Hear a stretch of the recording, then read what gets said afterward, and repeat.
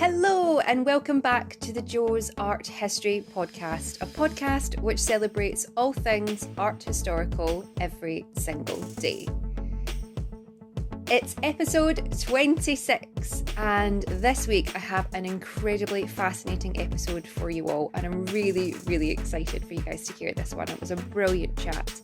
Today I sit down with artist and perfumer of the people, Michael Borkowsky, to talk about the history of perfume and why this is an art form in itself. From magical potions for everlasting youth to bottling the scent of a new modern day woman, Michael takes us on a whistle-stop tour of the art of perfume through the ages.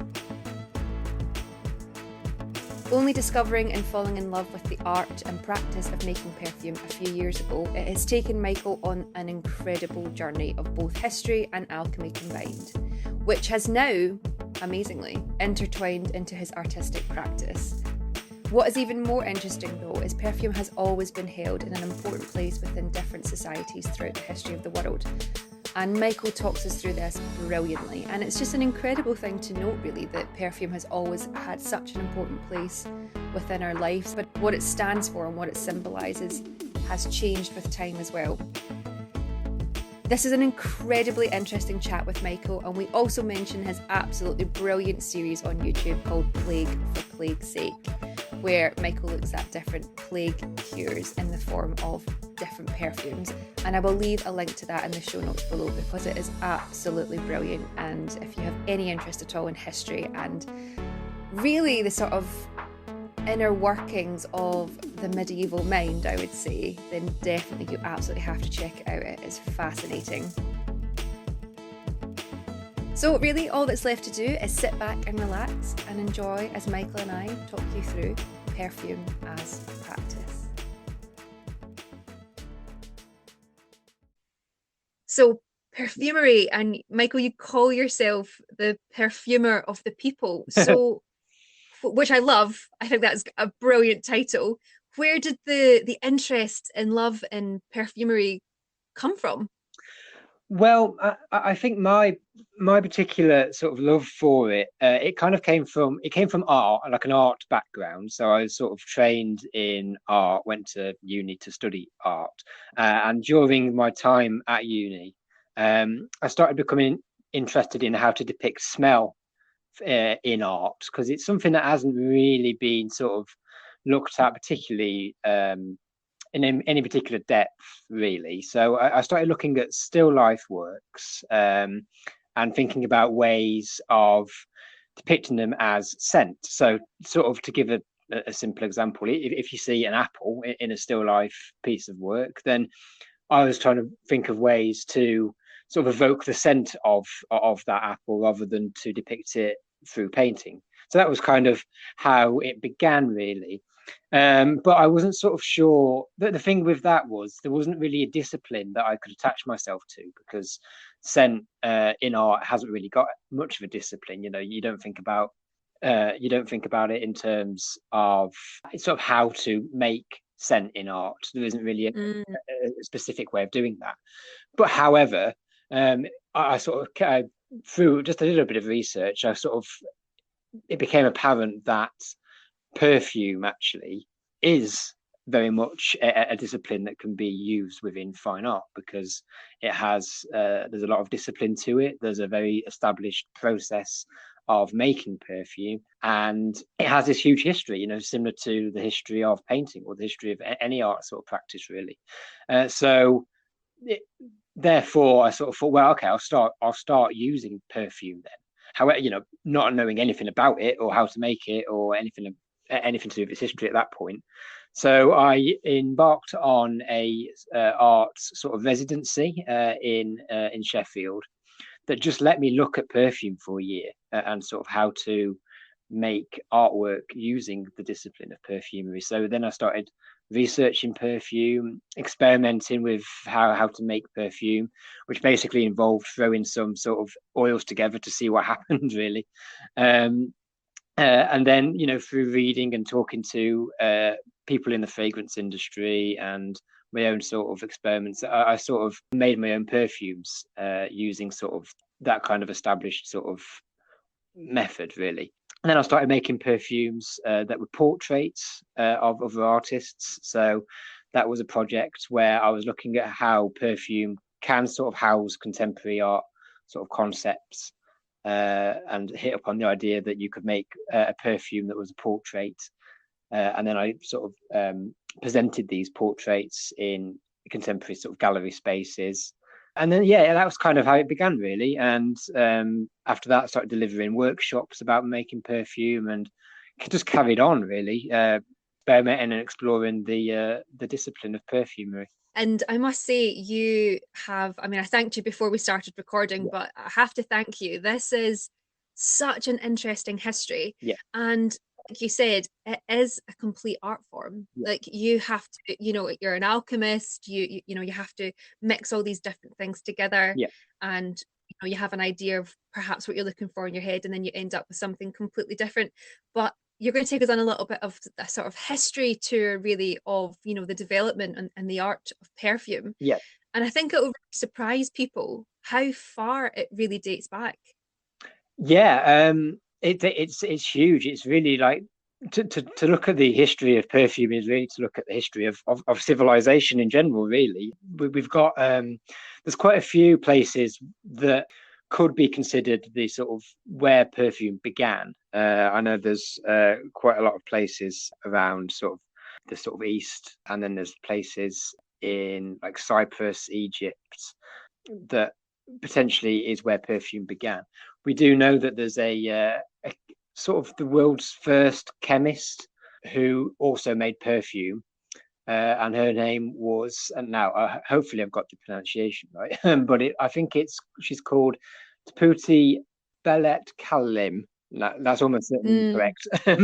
But she was around about 1200 BC, and she used flowers, sort of local products, basically, so floral stuff, resins, saps, in order to create scented items, if you like.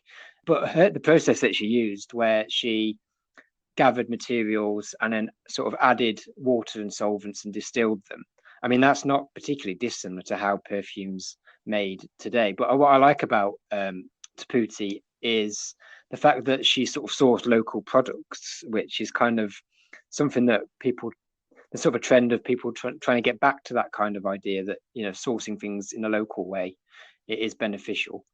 And it's something that I've kind of used in my own sort of art practice over the years, sort of using sort of river water from local rivers in order to make perfumes, and using sort of local sort of sourced sort of floral scents and herbs and things like that. So yeah, it's kind of interesting that even though she's historically an old sort of chemist, it turns out that some of her sort of practices are quite sort of almost quite fashionable today. Yeah, and I think what for me I find so fascinating about Taputi is that she, I mean, like you said, you mentioned there that, she distilled these fragrances in a way that aren't too sort of dissimilar to how we do it Yeah, today. But the role of perfume was so important. I mean, this was ancient yeah. Babylon. I mean, it wasn't just for a cosmetic use, for example. How else did people use it? Yeah, the idea of perfume being this sort of cosmetic product is actually relatively new in a way, because perfume's been used for all manner of things previously.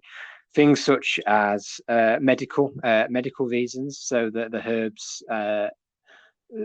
and woods and saps and etc., that they would have been sort of mixed together as almost a medicinal sort of formula, which you could take or inhale in order to essentially overcome whatever sort of illness you had. And there were things like religious sort of rituals, the idea that you could speak to gods through perfumery, things like that. So yeah, it's not just the idea of it being cosmetic. Certainly the medicinal sort of side of things is something that was quite prevalent for a long time, actually. The idea that you could combine sort of scents in order to cure somebody of an ailment was practiced sort of certainly in Europe for, well, yeah, up until, I mean, obviously you have the sort of Black Death in the 1350s, and people were still practicing Mm. the idea of scents in order to cure you around about that time. And interestingly, sometimes the cures that were conjured up, usually through sort of monks and alchemists and chemists, they were sometimes accidentally actually an effective cure, because it turned out that the herbs that they'd used had antiseptic sort of qualities to them. So even though there was no sort of scientific basis for those particular herbs doing anything other than smelling nice and therefore warding off illness, it turned out that they did have sort of properties that could cure or prevent illnesses. So kind of an interesting accident, I suppose. Well, that's it, and that kind of really takes us nicely onto the so before we started recording, and when you pitched this idea of, oh, let's talk about perfume, and you sent me essentially four very sort of key moments within the history of perfume and perfumery, if you will. And that kind of really lovely leads us on to the next development or key sort of cornerstone movement of perfume in Europe, and that is something called hungry water. Yeah, hungry water it's an example of an alcohol-based perfume. Certainly in Europe, it's one of the first examples of an alcohol-based perfume. These days, you almost certainly buy alcohol-based perfumes, but before that, there'd be perfumes that the carrier would be sort of oil-based. So in Europe, it was certainly the first one. It used sort of rosemaries, thymes, and herbs and sages, things like that. Now, what's interesting about it is it's the somewhat sort of unknown. It's unknown exactly who made it. It's unknown exactly when it was made. It was made probably around the 13th or 14th century. It's called hungry water because it was made in Hungary for the Queen.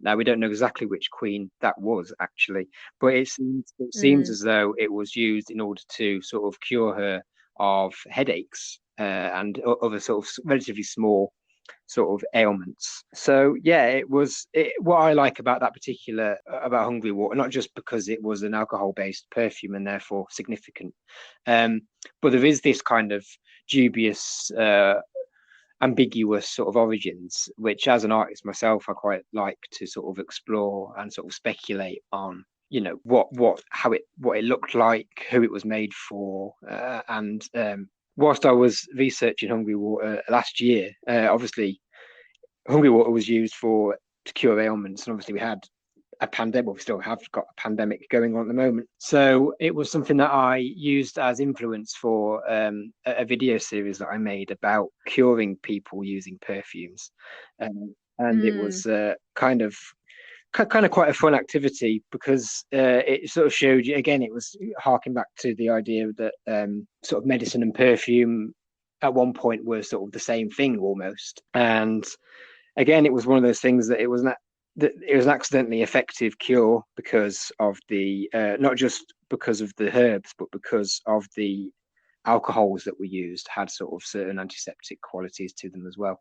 So I just quite like the ambiguity of it, because you can sort of, as an artist, you can explore that in your own work. Well, that's it. And what I must say, I've watched a few in your series, and it's so fascinating. The first one that I watched was actually, it was nothing kind of to do with the sort of perfume aspect of sort of the plague. It was your abracadabra card, which I thought was so interesting. But again, just kind of having this almost sort of like token or emblem on you was enough to sort of ward off the plague. And I did, when I watched it, I was like, oh, where were you in March, Michael? When shit hit the fan big time. And then I watched your Rosewater one, which I think is so fascinating because, of course, it's based on that nursery rhyme, Ring of Roses, which I don't know if people listening know is a song about the plague, and it's what children used to sing, and what children still continue to sing. I think it's so fascinating that it's inspired your series. What else have you done in the series? I've only watched one or two of them, but I've got them up on your Instagram, and I'll leave a link to them in the show notes as well. But it was such an interesting idea and sort of concept to explore for me. Thank you. It was a nice thing to do, actually, because it was one of those things where it was hard to stay sort of motivated during that time, because normally the work that I make is interactive and people come in and touch perfume bottles and spray them and smell them. But obviously, nothing like that could happen last year.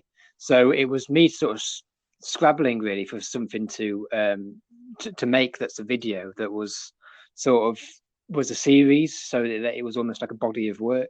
So I sort of went through quite a few different sort of eras where scent was seen as something that could cure certain ailments. Obviously I did the plague, and I did a few. I did plague water. Oh, I did this thing about onions as well, where this was actually for the Spanish flu 100 odd years ago. The idea that you could simply eating onions was sort of enough to ward off the flu at the time.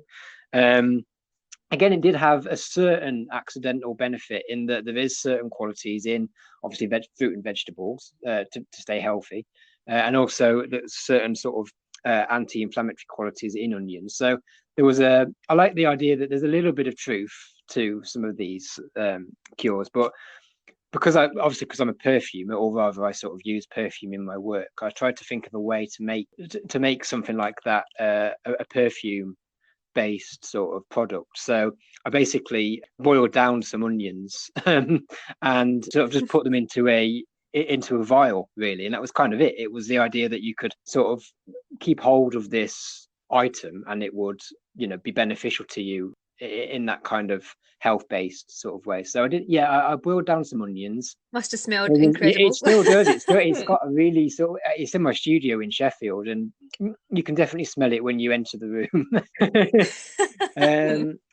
What else was there? There was quite a few, 10 altogether. There was something to do with what was called London water, which was to do with, I think it was Samuel Pepys's diary. There was some sort of pandemic going on around that time. The idea that I think at one point it was more like an epidemic in London.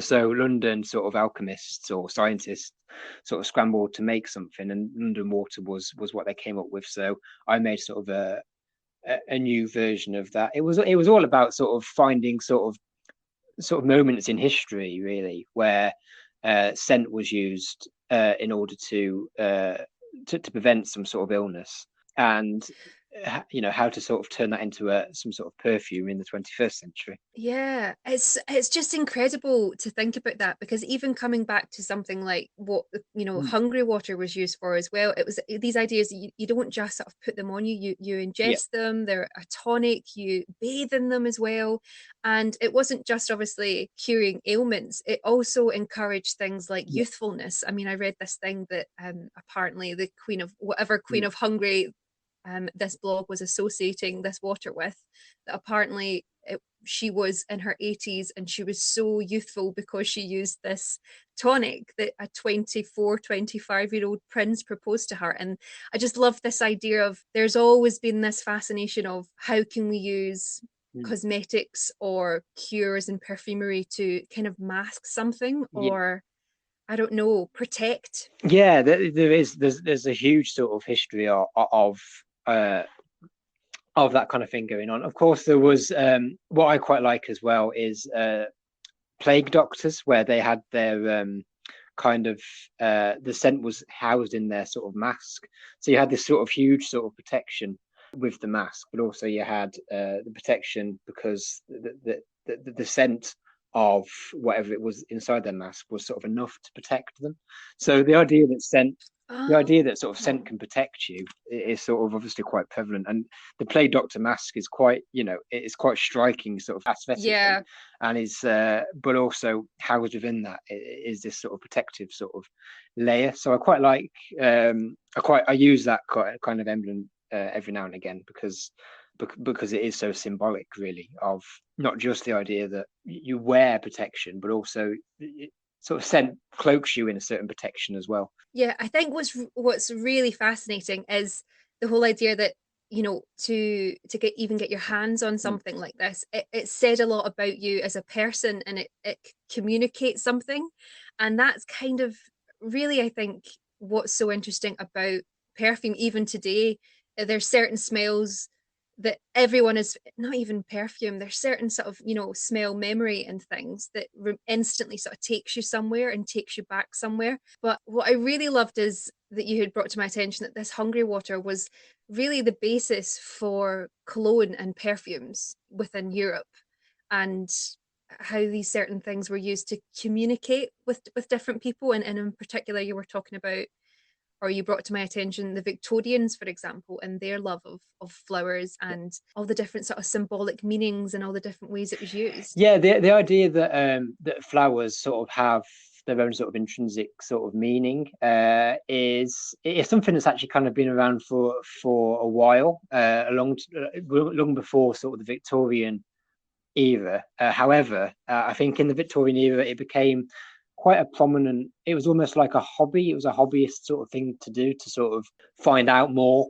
about flower sort of symbolism and sort of use it in your sort of everyday sort of activities in order to sort of send messages, or in sort of quite a silent way. It isn't, you're not speaking, it's a different way of communicating, which again is something that sort of feeds into my own work, because the idea that scent is, and perfume is, something that you can use to communicate with others is sort of, it is almost exactly what I try and sort of depict in my own work. But the idea that flowers have a certain sort of language of their own is very interesting, because obviously you can directly use flowers in perfume, so you can therefore directly sort of say something in perfume, which is something that I try to do in my work. But yeah, like you say, with the Victorian sort of era, it was kind of short messages that they sent through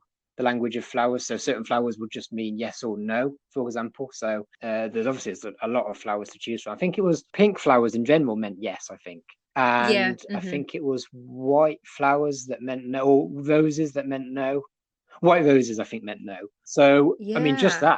that kind of, that sort of simple language found within just presenting those flowers, it is quite interesting. But then there was also, I mean, there's all sorts of different flowers, and obviously you can combine flowers with each other, so in order to sort of almost form sort of sentences. A lot of them were based around sort of romance and sort of love and courtship and this kind of thing. So it was kind of the thing that you'd do if you've sort of met somebody, I guess, and you were sort of almost sending sort of like letters to them, like love letters, but through sort of the medium of flowers. There was things like white lilies, which meant sort of purity of love, and daisies, which meant that I really love you. But then there was things like poppies, where it meant that I sort of can't love you, or I'm sort of love, somebody else loves me, sort of thing. So it was centered around romance, definitely. But and sort of the idea that you could, and suitors and courtship and this kind of thing, that was kind of something that I'd sort of found out about and sort of used in my own work. So how did you apply that to your own work? Because the whole idea of what I find so fascinating is that this was essentially an unspoken language that just near enough everybody knew, because it was such a huge, I don't know, interest and hobby of Victorians, if you can call it a hobby, because it was real taboo to express your feelings openly in public. You had to go about all these very sort of subtle ways. And then, Yeah. like you said, like you've said, the language of flowers, and that was also a book which I think a lot of Victorians owned, and a lot of very big sort of flower markets. But then this sort of passed down into perfume as well. So I'd love to know, sort of modern day, how have you sort of applied that through to your work? Because I know that you also run a Yeah. gallery in Sheffield. There was an exhibition where you had flowers in the window. Was this anything to do with the Oh perfume? yes, And that was an exhibition called Botanicals. It was a group exhibition. I was part of it, where people responded to the idea of botanicals in their own way. So we had lots of different sort of floral sort of items, if you like, within the gallery space. My work for that actually was, it was about preservation and environmental sort of concerns, oh, and I looked at ways of sort of trying to use perfume, or certainly the discipline sort of and processes found within perfume, to preserve botanical specimens for the future. It was kind of a speculative sort of bit of work about, what would happen if certain plants became vulnerable or near extinction.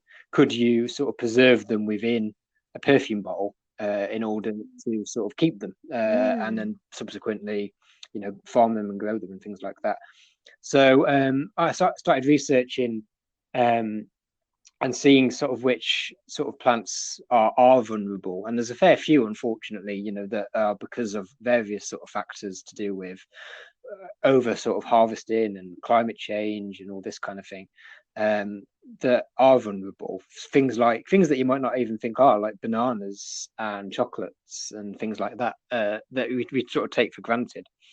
So for example, I did and there was one called there was a certain sandalwood as well that was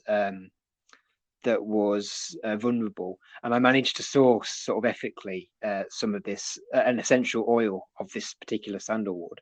So the idea that you could sort of use that, preserve that within a bottle means that you sort of preserved the sort of essence of it, and then therefore could you sort of reverse engineer it and then sort of create a sandalwood tree using it in the future. It was this kind of speculative what would happen in the future sort of body of work, I suppose. But yeah, that was what I did for that.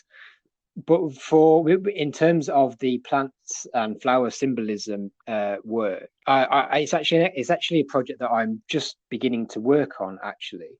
And it's somewhat more, I guess, serious in tone compared to what the Victorians were doing with the symbolism, because it's about sort of domestic violence, actually, and the idea that sometimes you can't. Well, there was a story that I heard about a woman who was sort of in the cusp of some domestic violence, and she couldn't phone the police because she would therefore give herself away to who was attacking her. And I think in the end she did phone the police, but she said something like she was pretending to order pizza or something, and luckily the police on the other side of the line sort of understood what she was sort of trying to say in what she wasn't saying, if that makes sense. So sort of the idea that, sometimes you need to speak, but you can't use words was kind of interesting to me. And therefore I sort of embarked upon this idea that if somebody was in the throes of domestic violence, they could use symbolism, plant symbolism and the like to communicate that the fact that they need help, or the fact that they need to run away, or this kind of thing. So it's in development, but it's hopefully it will be an exhibition in my gallery either this year or next year, and hopefully I'll be working with sort of charities in Sheffield as well, sort of on it to do with domestic violence. But I mean, as well as that, it's sort of an example of how perfume can house these sort of more sort of serious and actually unfortunately quite relatable sort of concepts that are removed from the sort of preconception that it's, perfume is just something to make you smell nice. Actually, it could be something that you could use to communicate with other people with, and it houses these sort of rather, I guess, these rather sort of real concepts that we find ourselves in. Oh my goodness, I just think it's so fascinating. And yeah, how a scent can essentially help you say something that potentially could save your life, or if you're, let people know that you're in danger. It's a really interesting concept. I don't know how something like a perfume or flowers can help you communicate. That project sounds so fascinating, Michael. You have to tell us when that goes live. It would be great to sort of follow up with that. Yeah, like you said, perfume can be used as a way of communicating and as a signal.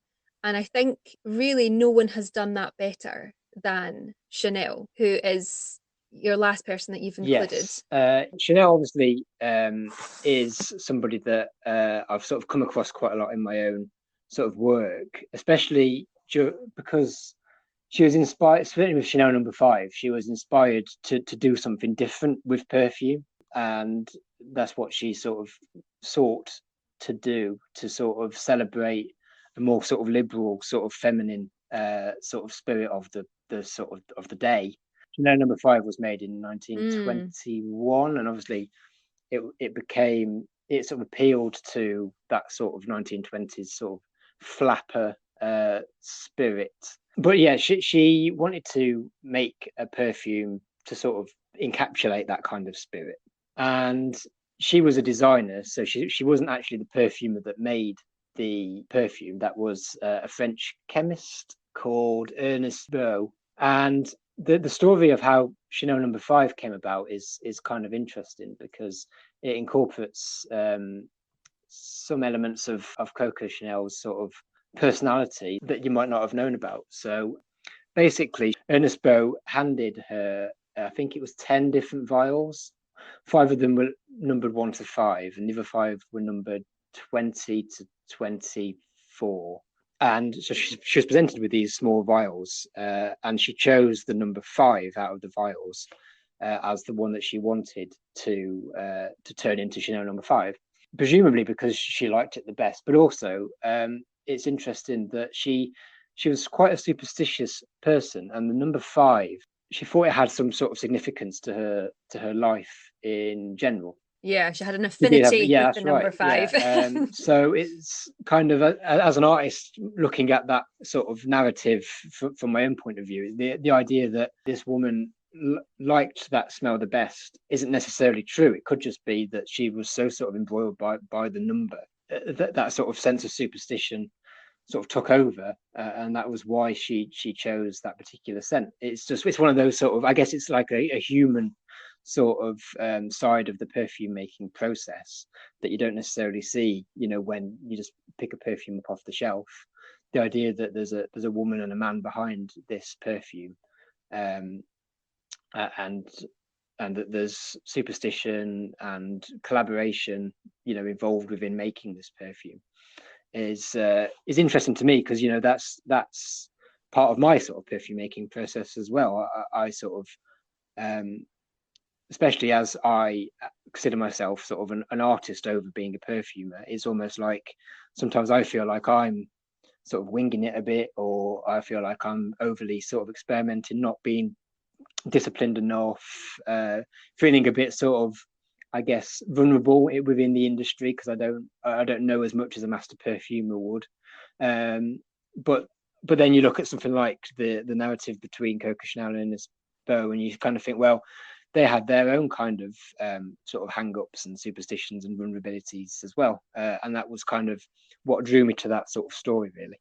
Yeah, I love that. And also, I think I think that will speak to a lot of people as well, because I think it also shows that, someone like Chanel, who is now so bonkersly world famous and known, and something as iconic as Chanel number 5 was a collaboration, and something where she wanted to do something, but she didn't have the tools and equipment. So she sought help in someone else, and together they created something.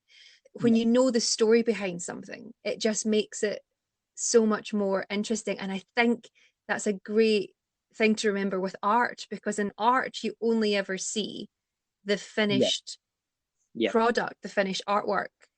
You don't think about that artist at their easel, in their studio, at the foundry. There's such a process for it to get to the end point. And I think that's a really sort of nice sort of life lesson almost. It's not about the finished product. It's the journey and what you do to get there. And I think you could apply that sort of method of thinking to perfumery as well. I mean, when you see a perfume, in the supermarket shelf, for example, there's actually behind all of that, there's this huge history of sort of alchemy and chemistry and sort of refining ingredients over a course of years, and all the things we talked about in terms of how perfume sort of went off on these tangents of medicine and symbolism and things like that, to become gradually refined as a process in order to make the sort of more commercial, sort of viable perfumes that we know today. It's something that we take for granted a little bit, I think, and it's also one of those things where I'm all about sort of challenging our preconceptions of perfume, really, because we do think of it as this sort of product that you can just pick up off the shelf. But actually, what if we sort of aligned it to the idea that, you know, it can house the same sort of concepts as the likes of painting and sculpture? Because actually, it does have a very sort of similar history in a way. It's a history that goes back absolutely, you know, centuries and centuries, and yet it's we don't quite revere it the same way as we do the likes of the more sort of visual sort of arts, I don't think. Well, that's it, and that's why I would, when you wrote me to sort of pitch this, I Yeah, was like, this is such an art form, absolutely. And I think it's very much kind of like it falls into the same thing as like architecture and design, yeah, and even things like your car. People completely take for granted that that's been designed and there's a process and someone has had to, you know, master their craft in order for you to sort of have the end product. So mhm. I'm firmly banging the drum for the art of, you know, the art of perfume here. It's such an interesting history. But I have to ask, art-wise, do you know very many artists that have explored perfume? Because I only know one by chance, by complete chance, and I completely forgot about it until this morning. Um, I mean, there's certainly artists that use sort of scent sort of in their work every now and again. But it's one of those things that kind of it comes across as sort of kind of quite gimmicky sometimes, and the idea that it's scent for Mm. scent's sake, really, just so that they can say that it's been, you know, utilized in their work. But what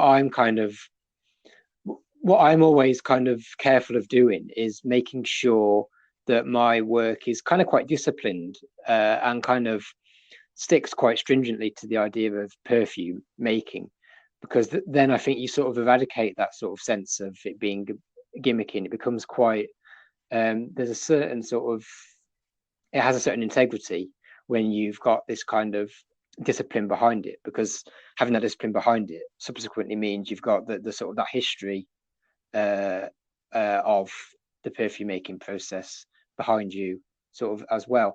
And I've not actually come across anybody that uses sort of perfume specifically in work. I just know artists that have used sort of scent in their own way. So I mean, Mm. it's one of those things that, like, it's kind of surprising that it's not utilized more, because there is this sort of absolute craft behind it. Well, that's it. And it's kind of like, you know, a smell can really take you somewhere. And it's also a technique used by so for example, my sister, when she was Oh yeah, 16, used to work in a candy shop and, you know, a sweet store. And they pumped the sweet shop full of the smell of sweet sugar because research has found that it made people want to buy more. So it can be used as this tool to not only sort of communicate with, but also manipulate an action, which I find so interesting. But so I thought of this artist this morning actually, who he's actually a sculptor called Jeffrey Clark, and I was lucky enough that I've seen this piece actually, and he used perfume. A little bit of a sort of strange, weird situation, but mm, essentially he was having an affair and he created this sculpture where it's interactive, so you have sort of mm, two, he has two homes, so his wife and his mistress, and then he has this car, and he's made this little kind of like yeah, tree lined pathway and a little car between each structure, and within the structure it was essentially the smells that yeah. he remembered when he was leaving his wife's house to go to his mistress's house. So, for example, it would be the smell of like their bed linen, and then the smell of sort of trees, and then when he was in the car. But in all All right, these little places, there was yeah, vials that were supposed to be people, and you would take the sort of the top off the vial and you would smell it. And for example, in the car, he had a vial mm, that smelled like leather, so he had the leather gloves of his for driving. And then when he got to his mistress's, it was the yeah, smell of her cleaning products, and these smells that essentially it was to help the viewer move through the story and the work with him and really sort of take them in, kind of an attempt perhaps at like a mm. virtual reality. I mean, is that something that you, because I'm trying to think, when you do it with your work, for example, do you have vials that people pick up, or is it something that, you know, you spray the canvas with? And also, like, another question I have is, the longevity of a scent, for example, because how long do scents sort of So hang yeah, I around mean, for? my work generally it is vial sort of based, so or certainly bottle based. So one of my exhibitions, if you come in, you'd be presented with sort of a series of bottles representing a certain sort of facet of work that I'm particularly, working on. So to give an example of, previously I mentioned the perfume portraits that I was making. Um, One of those exhibitions would comprise of a sort of a series, say 10 perfumes, and each of those perfumes would be a portrait of Mm. somebody. And the idea is kind of interactive, I guess, in that you would sort of go up and sort of smell uh, the perfume, and there'd be a bit of text about what was in it and sort of how sort of came about making that particular sort of perfume. Because again, it's kind of one of those things that I sort of tap into the sort of history, not just of perfume, but the history in general, in order to sort of arrive at some of the sort of combinations of scents that I make. So yeah, I try. Generally, it it is quite. It looks. I like the idea that it kind of looks a bit like it could be some sort of concept sort of store, where you go in and buy a perfume, but actually, scratch the surface, and actually Yeah. it's an art sort of installation that talks about the idea of perfume as an art form. So I kind of like the idea that Yeah. on first glance you might just dismiss it a little bit as being just a perfume shop, but then if you sort of go in and look at what I've done, then it will reveal itself sort of to you sort of over time. The perfumes, they do linger in the air quite a lot, actually, especially when you've got. Mm. It's interesting. Um, sometimes sometimes I don't make as many perfumes as people might expect within a space. So I can have quite a large sort of space, but I've only made, sort of 10, 15 perfumes. And people sometimes are taken aback by that because it looks relatively empty. But actually what the reason why I do that is because I want the perfumes to sort of exist on their own terms. And when you've got 10 of them and they sort of fill the space with their own sort of scent. So you have to be sort of careful not to sort of overcomplicate how the room smells, because well, it can get quite potent and it can be quite difficult to sort of pinpoint exactly what perfume you're smelling. So it's kind of like a skill that I've had to sort of establish over the years, where less is more, really. But to the untrained eye, I guess it looks like I've just put a couple of perfumes on a shelf in this big sort of space, and it looks a little bit like there's not a lot of work in there, but actually it's kind of, I guess it's a way of curating scent, really, which is like I say, a discipline that I've had to sort of learn quite quickly over the last couple of years. I think this is honestly so fascinating, Michael. Like it's honestly blown my mind. And I also think that whole idea of when people just kind of Mm. look in and perhaps only see a couple of vials, that is Yeah, classic art exhibition though. Like, it is, galleries are, I don't know, they hide multitudes and hours and hours and hours of hard work. And this is why I think it's always so good for people to remind themselves that this finished product there's also been a journey there. I mean, I know you're saying, I mean, I've only made 15 to 10 to yeah, 15 perfumes, having never made a perfume and not even knowing where to start. I find it so impressive and so interesting. So yeah, I've just loved this, and it's really made me think of perfume and the art of perfume and how you can apply it within art to enhance the experience, take the yeah, experience beyond a visual, apply it to a different sense. It's incredible. I just love thank it. you. I think it's amazing. Michael, thank you so much for coming on and talking to us about the history of perfumery and your incredible art practice.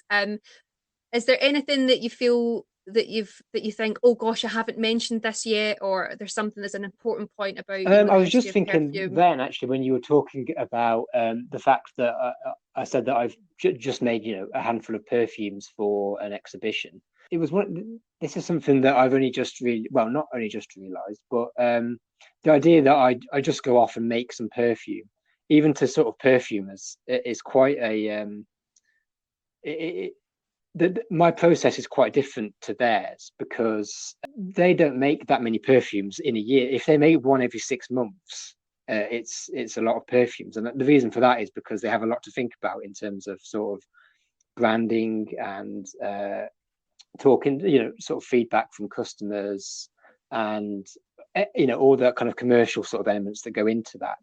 Whereas I feel quite sort of liberated in my sort of position as an artist that is making perfume, that even though I'm disciplined in how I make perfume, I don't have to be disciplined in exactly sort of how it smells. It doesn't have to be an exact sort of science. It doesn't have to be, the sort of branding doesn't have to even be there, let alone be an exact science. And it's weird. I was talking to some sort of fragrance industry people about a year or two ago, and they were almost kind of jealous of the fact that I have I'm quite liberated in, I can make mistakes and I can make perfumes that wouldn't be commercially viable, and I don't have to worry about branding, and it doesn't matter if I fail in any particular way. So some people sometimes ask me, like, do you ever want to be sort of an established sort of perfumer? And my answer to that is no, really, because it would I'd lose that sort of that freedom. The idea that I'm almost a bit of an outsider looking into the industry in my position as an artist that's making perfume, and I like that position, and I don't think I'd want to relinquish it sort of anytime soon. I think if I became a sort of a perfumer, I'd sort of lose that sort of, I guess, that sense of experimentation and curiosity that drives the work that I make at the moment.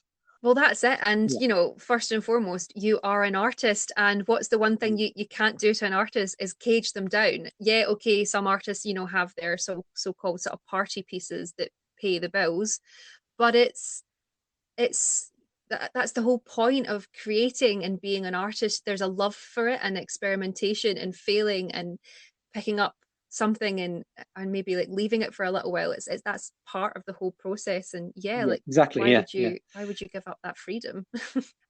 Michael, I have loved this. I could literally talk to you about this for about 4.5 hours. But I want people Yeah. to who's listening, I know they'll have questions, so please do get in touch with Michael. But before you tell us where we can find you, I do have one question. It is the Joe's Art History podcast, and I'm trying to remember to ask Right. everyone this. I'm about 50-50 at the moment.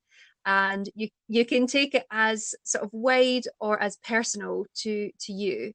But the question is, why is art important? Well, the big question. I think, I mean, for me, art is Mm, important because it's a really powerful way of communicating with people, people that you wouldn't necessarily, meet or talk to in your life normally. And I like the idea that my work provides, well, in my work in particular, I like the idea that perfume is kind of for everyone, and that's kind of where that the perfumer of the people sort of idea came into fruition, because the idea that that art can allow you to sort of share your sort of skills and your discipline with other people sort of gives them a certain sort of agency, which they can then go and sort of utilize in their own sort of way, really. So the idea that you can communicate the ideas that something is for everyone, makes your work inclusive of people, and the idea that you're creating your own sort of inclusive, cohesive sort of network or society or community of people is quite a powerful thing to be able to do, and it's kind of what I always strive to do in my work, and it's important, because it drives sort of a sense of community and therefore sort of well-being and friendship. Actually, you can sort of forge these kind of friendships through the art that you make. So yeah, I don't know if that was a bit of a rambling sort of answer to the question, but that's kind of what I'm about, really. No, not at all. And I firmly stand with you. You say you're a perfumer of the people. I've crowned myself Arts for All champion because it's so important. And the more people that understand how beneficial it is to look at art and engage with art, and the things that not only you'll learn, but like you said, the friendships that you can make from it. I have made so many great friends through not just this podcast, but through connecting with people because of art. And that's the only thing that perhaps at that moment in time that we have in common. And sometimes it's not even what you have in common. Sometimes people come into the gallery that I work for example, and they're like, I don't like this, and then we start a conversation, and then it just takes you to this place. And I was thinking this earlier, actually, when I was researching for this. I was like, it's never not a good idea or to have a conversation about things, about anything, like, for example, perfume. You can learn so much from it, and you can expand and grow. And I just think it's so now I've now rambled on top of your wonderful answer, Michael, but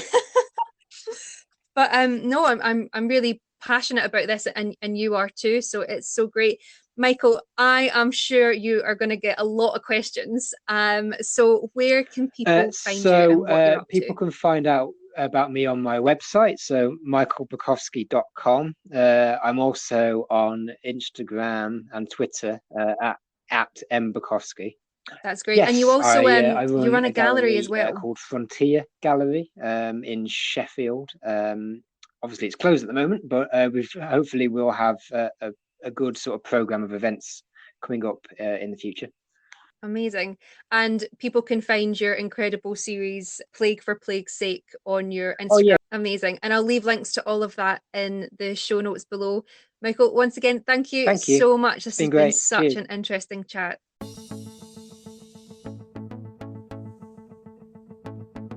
And there you have it, the end of another episode of the Jo's Art History podcast. I would just once again like to thank Michael for coming on and speaking so brilliantly about the art of perfume, the history of perfume, and perfumer's practice.